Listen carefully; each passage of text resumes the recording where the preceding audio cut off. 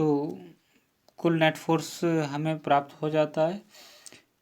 अगर F1 net की बात करते हैं तो वह होगा कितना 9.00 10⁻⁻25 न्यूटन। और इसकी डायरेक्शन की अगर हम बात करते हैं तो डायरेक्शन होगी कितना 0 डिग्री, क्योंकि हमारा जो फोर्स है वो प्लस एक्स डायरेक्शन में ही है और प्लस एक्स डायरेक्शन में ही फोर्स है और यूनिट वेक्टर भी इसी डायरेक्शन में है, तो इन दोनों के बीच बनने वाला जो थीटा है वो 0 डिग्री होगा। तो हम यहाँ से इस ऑब्जेक्ट पे लगने वाले फोर्स को कैलकुलेट कर सकते हैं। तीसरा प्रॉब्लम हमारे पास था, अगर हम किसी एंगल पे रखते हैं तो हम ये मान करके चलते हैं कि Q4 जो चार्ज है उसकी वैल्यू भी हम 3.20 10⁻⁻19 कूलाम लेते हैं और थीटा हम ले करके चलते हैं 60 डिग्री और जो आर सेपरेशन है वो 3/4 आर ही है। तो अगर हम यहाँ पर कैलकुलेट करते हैं, इसको देखते हैं, तो हम F14 सबसे पहले फाइंड आउट कर लेते हैं। F14 ठीक है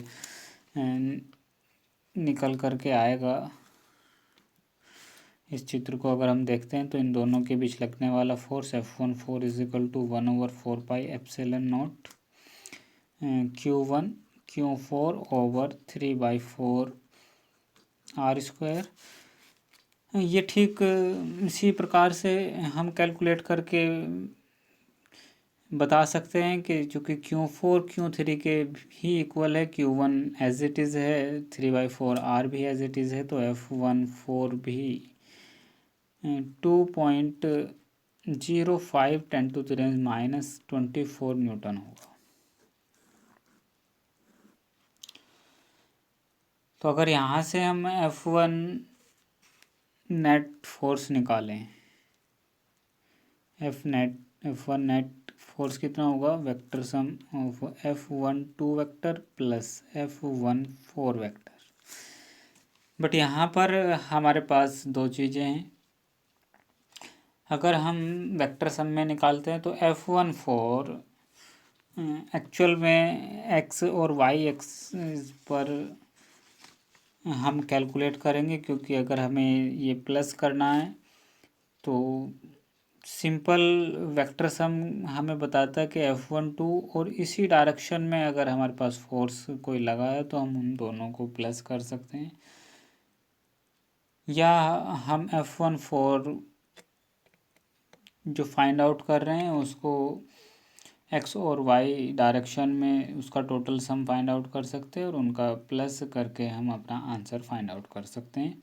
दूसरा तरीका हमारे पास है कि हम F1 एक्स डायरेक्शन में निकालें नेट, F1 वाई डायरेक्शन में नेट निकालें और उनका टोटल सम कर दें, तो भी हमें पता चल जाएगा। तो हम इसको सॉल्व करने का प्रयास करते हैं। तो चित्र को हम एक बार फिर से ड्रॉ कर लेते हैं। ये हमारे पास जो दिया गया है इस प्रकार से, ये 60 डिग्री हमने माना है, इस पे फोर्स F12 है। यहाँ जो फोर्स लगा है वो F14 है, बिकॉज ये नेगेटिव साइन है तो इस डायरेक्शन में होगा। तो F14 को दो कंपोनेंट्स में डिवाइड किया जा सकता है, F14 sine theta vertical component और F14 कोस थीटा जो हॉरिजेंटल कंपोनेंट होता है। क्षैतिज और ऊर्ध्वाधर घटक में हम उसको चेंज कर सकते हैं। अतः टोटल अगर हम F14 वेक्टर की बात करते हैं तो कुल होगा आपका F14 cos theta i cap plus F14 sine theta into j cap, जो एक्स और वाई डायरेक्शन में कंपोनेंट्स हैं। अगर हम इनका टोटल सम फाइंड आउट करते हैं तो हम सब्स्टिट्यूट कर सकते हैं F14 जो कि पिछले क्वेश्चन से हमने फाइंड आउट किया है। तो F14 vector is equal to हो जाएगा 2.0 10⁻⁻24 into cos 60 into I cap and plus 2.05 10⁻24 into sine 60 into j cap. अगर हम इनको कैलकुलेट करते हैं तो हम ये पाएंगे cos 60 की वैल्यू 1/2 होती है और साइन 60 की वैल्यू √3/2 होती है। अगर हम इसको कैलकुलेट करें तो हम पाएंगे कि 1.025 10⁻24 Newton into I cap and plus 1.775 10⁻24 Newton into j cap.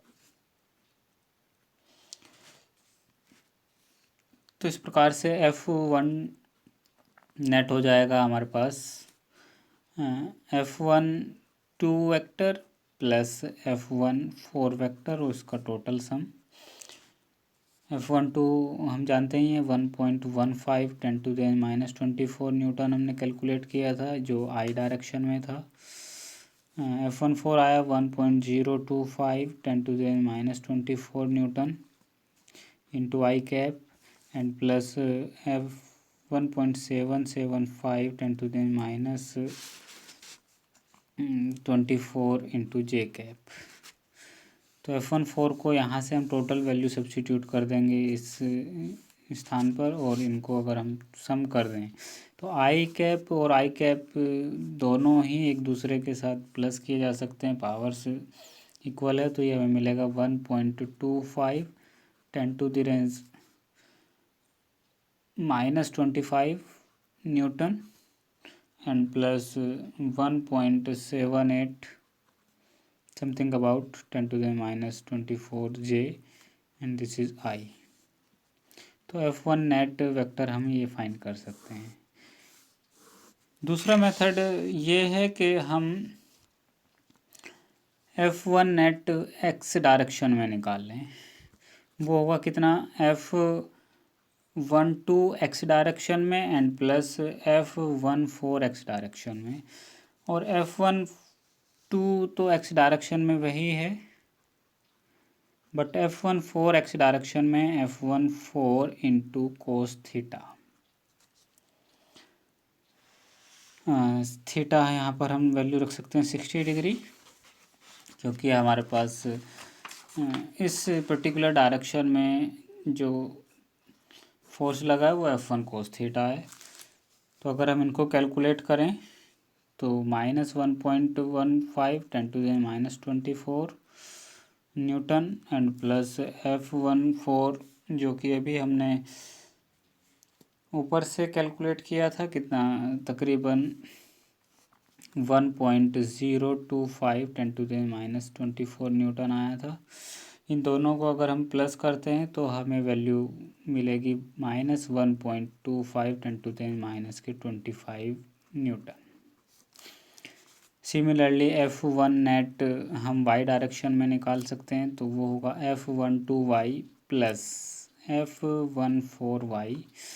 अब हम देखें F12 तो केवल इसी डायरेक्शन में फोर्स अप्लाई हो रहा है चार्ज 2 के कारण से, तो ये किसी एंगल पर नहीं है, इनके बीच का एंगल 0 है तो इसका वर्टिकल कंपोनेंट तो 0 ही होगा, F12y 0 होगा।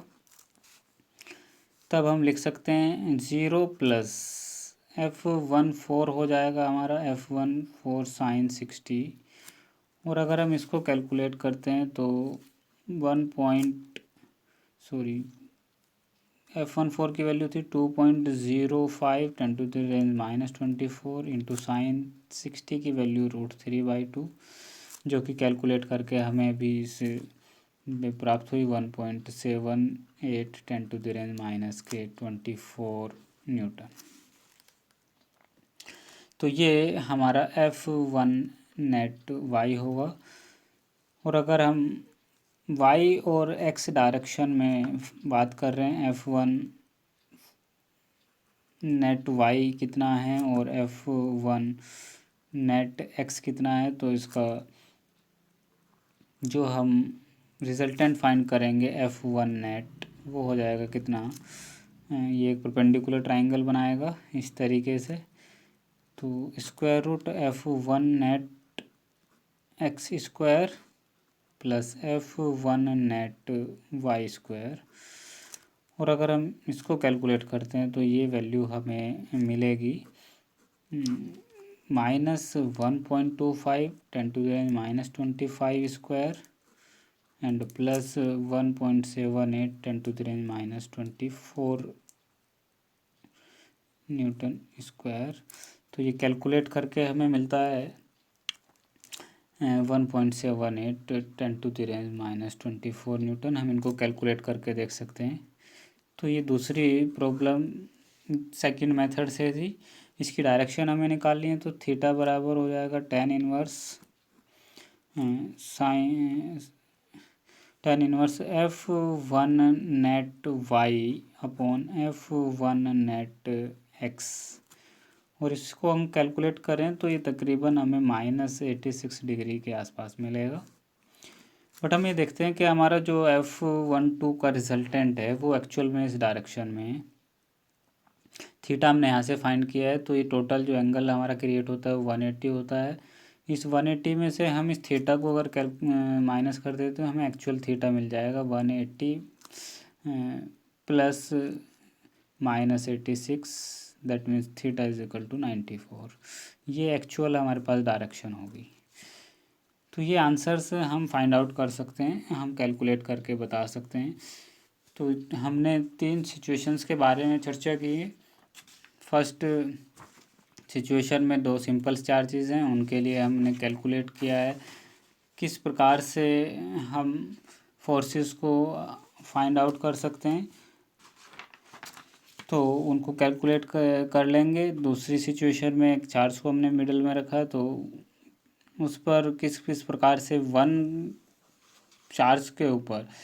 चार्ज क्यूबर के ऊपर हम नेट फोर्स कैलकुलेट कर रहे हैं। तो कैसे हम प्रिंसिपल ऑफ सुपरपोजिशन को अप्लाई कर सकते हैं। यहाँ पर हम चार्ज Q1 पर नेट फोर्स फाइंड आउट कर रहे हैं, कितनी डायरेक्शन में नेट फोर्स वर्क कर रहा है। ये हम due to other charges principle of superposition को यूज़ करके बता सकते हैं।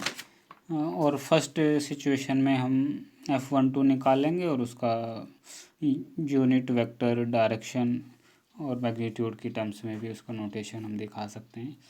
तो आई होप आपको ये प्रॉब्लम क्लियर हो गई होगी।